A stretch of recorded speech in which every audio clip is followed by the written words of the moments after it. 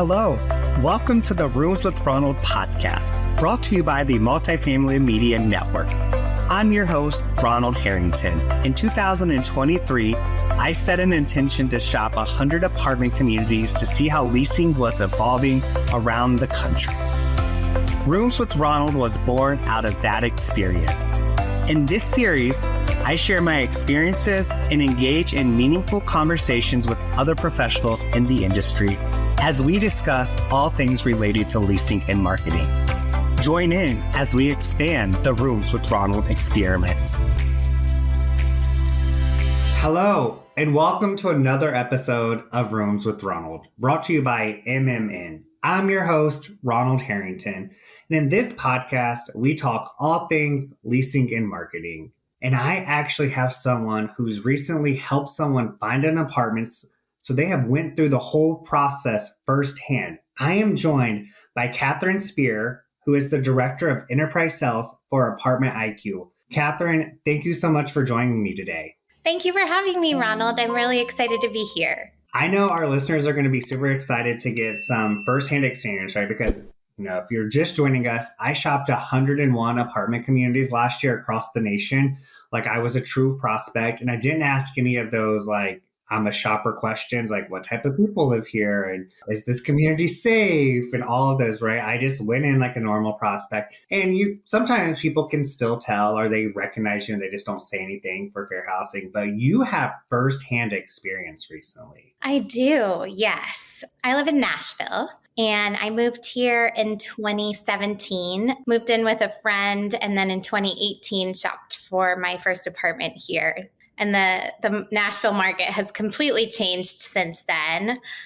I ended up buying a home during the pandemic, as so many millennials did. And I helped my boyfriend recently with his search. So I was really excited to help him because it was the first time I had gone through that process since being in multifamily, and it was not as different as I would have thought it would be in a 6-year time span. That could be good and bad, right? Yes. So where did you start in with the process with your boyfriend on helping him find his new apartment? Yeah. So he was living downtown and had been in the same building for about 3 years, and he was walking distance from his office. So that was a big selling point for him, but he got his renewal notice, and I said they were trying to leave his rent the same. And I think there was something like 11,000 apartment units that were absorbed into the Nashville market last year. So I was like, you can't keep your rent the same. People are offering 3 months free, 2 months free. We need to at least look at some other places and scare them a little before you basically renew there. You were the voice of reason, right? You're like, what us operators are like, just sign, you're not getting an increase here. And you're like, but you can get a cheaper move. Yes. So we ended up looking in a different part of town. I live in East Nashville, so he wanted to be a bit closer here. And there are some new lease ups not far from where I live. So he looked at a few places online, and I did as well. And then it was the Wednesday before 4th of July. So I think it was Wednesday, and then the 4th was on Thursday. It was a quiet day, so we decided to go and check out a couple places. And should I go ahead and tell you a little bit about it? Let's start. So you looked at some online. Did you do any inquiries online, or were you just looking at websites and kind of making your list? Or did you send in the guest card and have them respond? We didn't actually do any guest card, and it ended up being a much shorter search than probably I would have gone through. I think when I looked for my place in 2018, I probably toured 15 or 20 properties, and he's a little more decisive. So we looked at a handful online and kind of looked through the online floor plans and kind of played around, but we didn't do any guest cards actually. Was there any common themes or anything that caught your eye about the websites? Because I feel like right now in our industry, everyone is trying to change up their websites and getting it so far down. So what was your experience with the websites? So I formerly worked in the website world. I was at G5 and actually sold Haven their websites back in 2020. But I didn't see anything that was too overwhelmingly different than I've seen in the last few years at the few that I've looked at. I do think that there is a lot more video that I'm seeing on websites, but being in Nashville in such a concession heavy market, you're still seeing a lot of those pop out banners that show the concession and nothing that looked too overwhelmingly different from what I would have expected. For me, like my pet peeve is like when I go to the website and their chat bot is like half of my screen. And I'm just like, when I want to go to the chat bot, I just need it to be an icon. Like I don't need it to pop up and yell at me. And like Yes. every time I click on a different page, it re-pops up, right? Just make it a small icon. So I'm I glad to completely see agree. that. It was kind of the same. Okay. So Yes. then you went and so I'm assuming at that point when you went to tour, did you book appointments or were you like just doing walk-ins? We didn't. We were really close by with these two properties that we went to. So we decided to just pop over and see if they had availability. Okay, so let's talk about the tour. How was the tour? How did they treat you as a walk-in? Because I do know, like I've attempted to do some walk-in tours and it was not the best experience, but Yeah. So I have never worked on site, but I did work in hospitality prior to being in multifamily. So I've worked on site at a hotel, and I think that I've learned a lot about customer service through that experience. And I think even though that I have not actually leased myself, I tend to look at things similarly to how I've heard you explain. I want someone to look up, maybe stand up, smile, shake my hand, some of those just easy wins. And so we walked into the first place. It was a brand new lease up, and there was one leasing agent in the office. And he's like, "Hey guys, how can I help you?" And my boyfriend said, "We're looking for a place and we were hoping to take a look at what you have." And he's like, "Oh, I really don't have any time to tour you today. And there's only one other person here and she's touring someone else right now. So can you come back on Monday? This is on Wednesday." So we said, "Sure, we can come back on Monday." We set a time on Monday at noon. He was going to go on his lunch break and said we would come back Monday. He's like, "Cool, thanks." Didn't really ask for any information, what we're looking for. did you get contact information at least? Like you set the appointment, so like He did get contact information, and he did email to confirm on Monday morning that he was still coming. So we'll but give him was that points the for that. only time? Like, okay, so you went in on a Wednesday, right? And then Monday, between that, did you get any sort of like communication from the property? Like, hey, here's what we offer. Hey, here, take a look at our what? Anything? Just Monday, Nothing. you got the confirmation of like, okay, we'll see you at noon. Yeah, exactly. That is a big missed opportunity, right? Because like I understand it being a holiday, right? So a lot of places were going to be closed on Thursday anyways, but that's still left Right. Friday and Saturday. Exactly. And I don't know Nashville's market well enough to know if a lot of places are open on Sunday, but they left at least 2, maybe 3 days of things just where you were kind of in the dark. Exactly. I was surprised too. And I thought they would probably text him or something to say, "Hey, we're looking forward to welcoming you back on Monday," or something. Nope.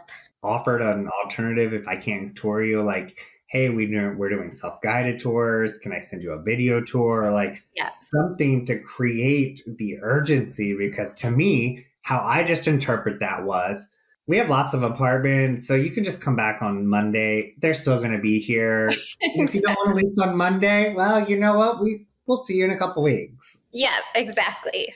So, what was your boyfriend's reaction to this experience? He is not in sales and doesn't really have the same, I'd say, rigid standards that I can have about things like this. So I don't think he was overly surprised based on maybe some past experiences, but we were both kind of, I guess, a little disappointed that it was, "I don't have time." The choice of words was a little interesting for me. We operate like today, all of our time slots are full of appointments. I won't be able to, unfortunately, to fit you in because we don't have it. We're back-to-back tours right now. Can we schedule something later? Like, I mean, I would never tell anyone I don't have time for you, right? Like, that's just not what you should do.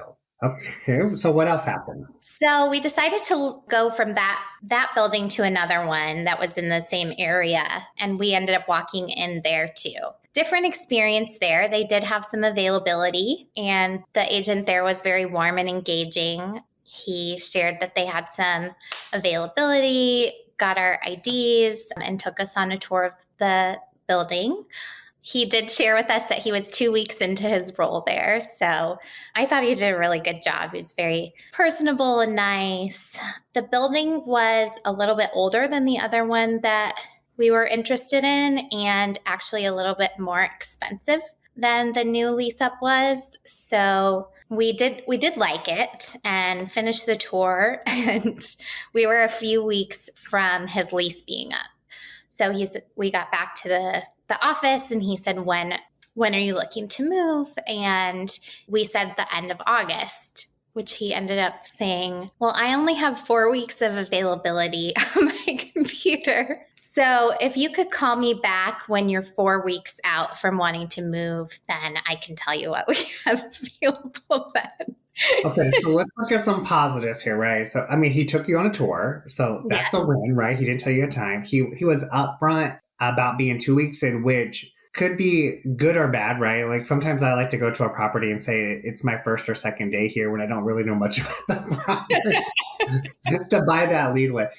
But so he went on tour, and then he kind of at the end when he got back, that's when he started asking you those qualifying questions, right? Like, so I would like to say would venture to say, hopefully say that if he would have asked us at the beginning, he still would have taken you on a tour. But from the sounds of it, that might not be the case. Yes, he waited till the end to ask those questions. Did you And see a model or a vacant like when you were? we saw a vacant. And was it like good to go? Because new leasing agent, I instantly went to, they saw a vacant. Hopefully it was made ready. It was fine. Yes, it was nice. It was a community that had managed Wi-Fi, which I had not yet seen, and the Wi-Fi router was on the ceiling of the unit, which is probably standard, but it was my first time seeing one, so I was kind of surprised by that because I feel like with routers you have to reset them a lot, or Yeah. at least that's been my experience. So Yes. I was thinking, if you have to reset it, how are you going to get up there to do that? Well, if so, sometimes when it's managed, it really depends. So, like, I worked in student housing a Mm. 100 years ago, it seems like, and so what was on our ceiling was the access point, and then like because of the routers had to go through all the different like you shared it, so it was like one Wi-Fi like network. You didn't have your own, so like I could see both sides of that. Did he go over the fees with you during that time? He Like, did, yes. So I think they had an amenity fee that they rolled the Wi-Fi, Valley Trash, and something else in it. Maybe the water was rolled in there too. so like we were did he tell you this is what the fee was and sell you on the benefits, or he was just kind of like, hey, here's the amenity, you get this, and this, and then I think it was more so an overview of what that yeah, covered. Yes. yeah. He was kind of saying the rent would be this, and then you would have this $99 fee, which covers your Wi-Fi. You don't have to worry about dealing with that on your own. Which is better because I'm learning more and more that people aren't even doing that, right? They're not finding out about these additional fees until they've already pretty much through the Yeah. process are they're like signing their lease, right? And in some cases, I've heard people say, I didn't know I had to pay all that until my first month, like that first bill hit, or I was just like, hey, did you not read your lease? And be on that leasing agent for not having that conversation with you.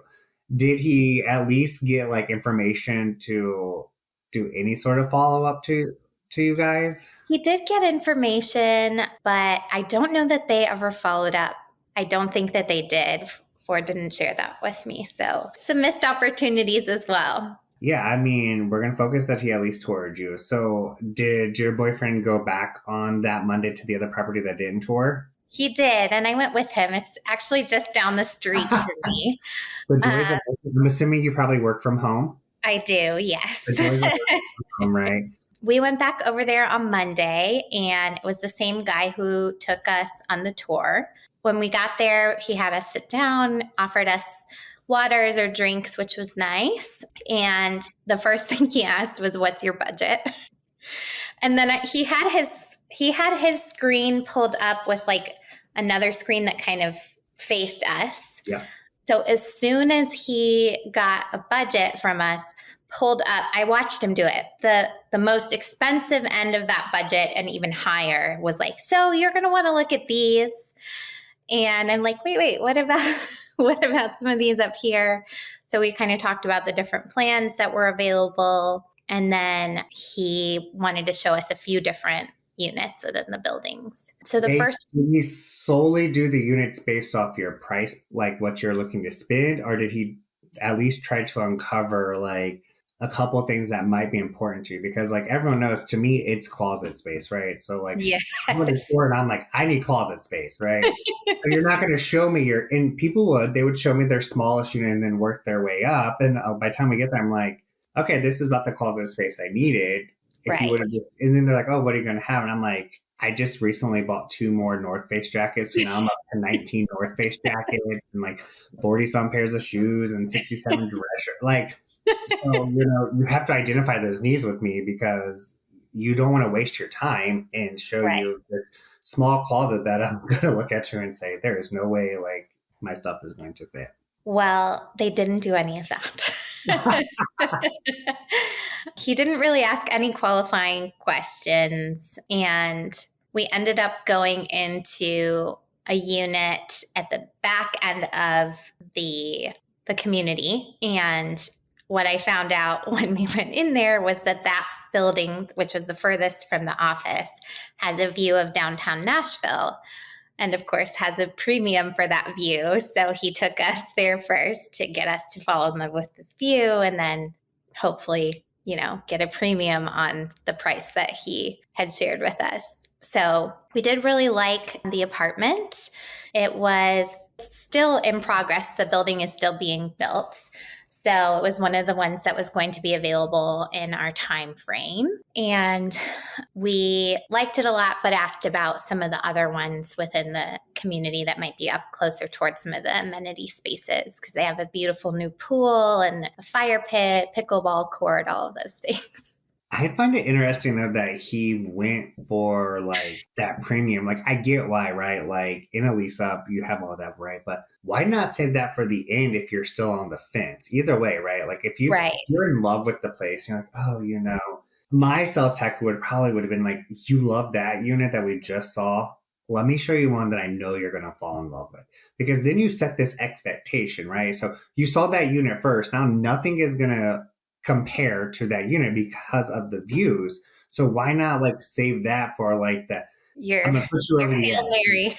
Yes, like this is like, I already know you're falling in love. Like this is going to put you over the edge and make you come in, right? So then it's just kind of like, now it's like, oh, well, it doesn't have that view. And maybe you didn't even like that floor plan, right? So were the amenities ready to be seen? The amenities were ready. And I think he actually maybe took us through those before we went to the unit. And it ended up that we liked that floor plan a lot, but that was the only one that he had to show us that day. There was one that was going to be ready like the next day if we wanted to come back. So he had a map and showed us like which ones were going to be available and where they were. And we kind of landed on one that we liked, or we liked the thought of, even though we hadn't seen it yet. And he had a golf cart. So he took us back to the office in the golf cart.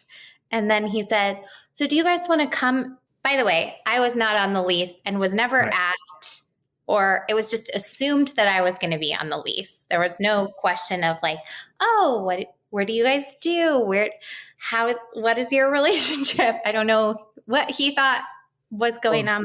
But that was going to be my question, right? Because I feel like a lot of times when there's 2 people, a lot of times they don't ask that, like, are you going to be living here or, whatever. It's just like, and then they spend too much time talking to the non-decision maker and like selling that person. And, or the other case is that second person gets ignored. Like they don't even get their name a lot of the times I'm noticing. They're like, oh, you're here for your 12 o'clock, Ronald? Great. And, my husband could be with me. And like, they just ignore him like he's nobody. I'm just like, Yeah. Yeah. So I do find it interesting that they just assumed that you would be on the lease and you would be doing all those things. Definitely assume that. And then he said, do you guys just want to come in the office and fill out an application? You can do it when you get home too. We have like a digital version, so it doesn't really matter. You just got my heart really happy just to crush it, Catherine. Like I was like, yeah, he asked for this sale, but then he really kind of did not And just threw it down. like didn't even give you time to digest it. It was just like, but because this is what this would tell me, right? So obviously I work in training that they are trained that they have to ask every single person that question, but they're not trained how to do it, right? So if I'm a shopper and did you ask me to apply? I did, but I did it as a throwaway question and I didn't give you time, right? So it was kind of like, do you want to go back to the office to fill out the application? Or you can just like do it on Moran. Like, so there's like the nerves involved in there. I mean, so we're going to at least give him credit that he extended that. Yes, for sure. So the funny part of the story is that despite these lackluster-ish touring experiences, he ended up leasing from that property, the one that turned us away and then had us come back. And it is very convenient and beautiful. They have really nice amenity spaces, and they've done some really, really nice community events since he moved in as well. Like they had a wine tasting. Did he give you why he chose that community? Were they offering concessions? Was it just the newness, that kind of thing? Yeah, I think the 2 months free was a big factor.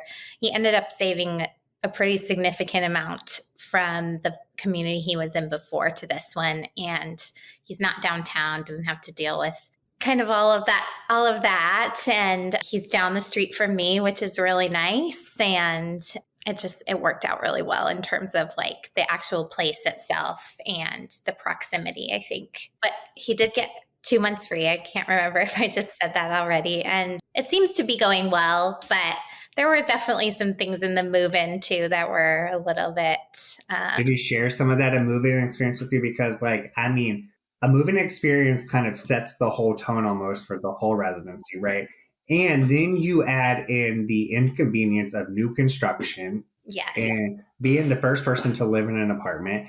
And I've learned that operators don't know how to take buildings when they like get the keys, right? So a lot of people will start on the first floor where they're walking apartments from when they get the building. I'm like, guys, you got to start on the top floor and turn everything on because that's how you know if you have a new amenity in the apartment called the waterfall. Like you don't want someone to like move in and then like you discover that someone didn't connect the pipes right on the apartment above, and now this waterfall is not what this resident wanted.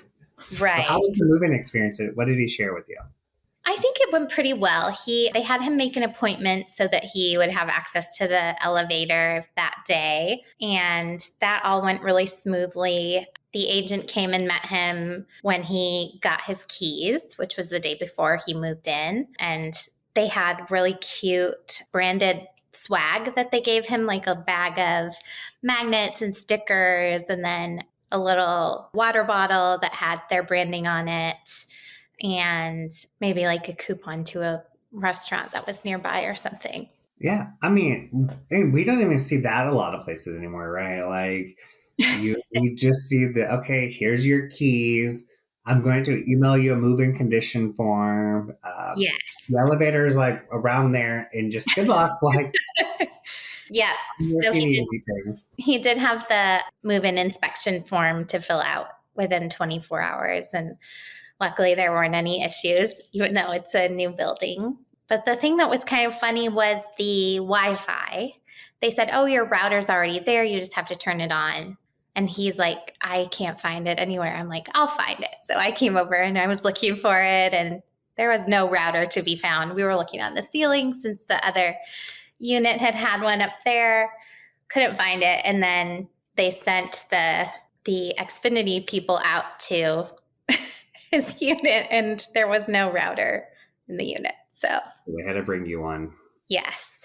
Again, it goes back to as a leasing person or, before that move-in, that should be on your checklist. Like if you have that kind of thing, because there's like nothing more frustrating, right? I'm already stressed. I'm stressed out about moving. Yeah. And, like electricity, like I'm probably going to connect to the Wi-Fi before I even move a single box in, because everything we do is like add it. That should be added to the like pre-walk checklist before my move-in. Is there the box here? Because I know that's what they're going to need, and we're already paying for the moment we sign the lease to move in. And it's interesting because so I lived in a lease up before, and he's now in a lease up, and the experience of that has been so vastly different. I was in a high rise downtown, and this property is, 3-4 stories and a bit outside from town. It's beautiful. There is not a lot of competition in this area, in this like exact area. But when I was touring, 6 years ago and went to 15 or 20 different places, the staff was almost as important to me as the apartment itself was. And I remember going to pick up my keys, and I was a little bit nervous when we went up to do the pre-walk, because I hadn't realized that when you live in a high rise, the noise carries up. So it can be kind of loud if you're up on a high floor. And I didn't know that would be the case. So it became funny down the road, because every Thursday afternoon I'd hear the bachelorettes come into town and start screaming when they would be downstairs. But I remember her, Rachel Gargano, she is with Cortera. She was my leasing agent, and she was like, if you're not happy with this level of noise, we'll find another unit for you. And I had signed everything. Like it was, yeah. So the level of service has been very different than what I was spoiled with when I lived there. And you know what's so funny though, when you were looking, I think it's great that you said like the staff was almost as important as the unit. What we're learning now is actually the staff is more important than the unit itself now. And to hear, right, that you had these two experiences, and I get the feeling if it were an apartment you were going to move into, you probably would have explored other options, right? Yes, probably. There would have been at least, a couple more to compare. But I totally get it, because no one wants to move. Was there anything from this experience that you're like, wow, I'm going to take this lesson learned or this great thing that happened, and I'm going to find a way to include it in my work? The funny thing for me was that this all happened, I guess it was 3 weeks before I started this role with Apartment IQ. And I'm not trying to plug, but I'm just going to tell you what we do automated market surveys. So I can go into our platform and have access to concessions that are being offered by virtually any property in the country. So I'm like, gosh, I really could have helped him find an even better deal if I had just waited a few more weeks. But I think like the biggest takeaway, Ronald, for me has just been, we have a ton of technology, and that's probably someone being on the supplier side of this industry. One of the things that I hear most often from our operator partners is concerns about bombarding site teams with more technology to learn.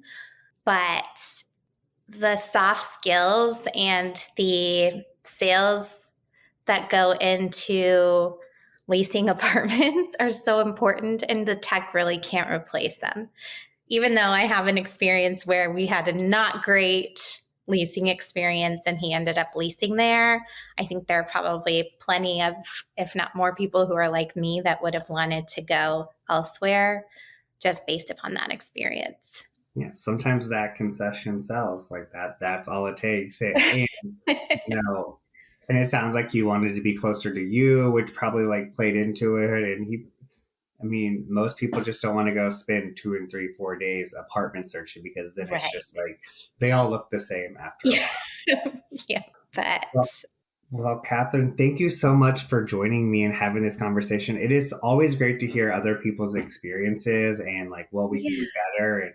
And Nashville being a market that I have not shopped in, so that was definitely a new experience. Actually, my boss lives outside of Nashville in a little town, so we. Well, you'll have to come visit sometime. No, I know. That's what she keeps saying. I'm like, we'll find a time. We'll find a time. I'll go secret shop with you. I enjoyed it, and I didn't really get to do a lot of it this time. So yeah, Yeah. Now you can go secret shop to make sure that what they're telling you is matching in the system, right? Business expenses right there. I love it. Well, everyone, you have been listening to Rooms with Ronald. We have been joined today by Catherine Spear, who is the Director of Enterprise Sales for Apartment IQ, and who had just went through an experience with her boyfriend of shopping for an apartment in the Nashville market. And until next time, guys, happy leasing. Bye. Thank you for tuning in today. I hope I left you with some fresh ideas or a new perspective. Leasing and marketing are evolving rapidly, and Rooms with Ronald is committed to offering a place to hear about those changes. We also celebrate and acknowledge the fundamentals of exceptional service that will never go out of style. So, if you enjoyed this episode, please like, comment, or subscribe. Visit multifamilymedianetwork.com to learn more about our other exceptional industry podcasts, call pieces, and sponsorship opportunities.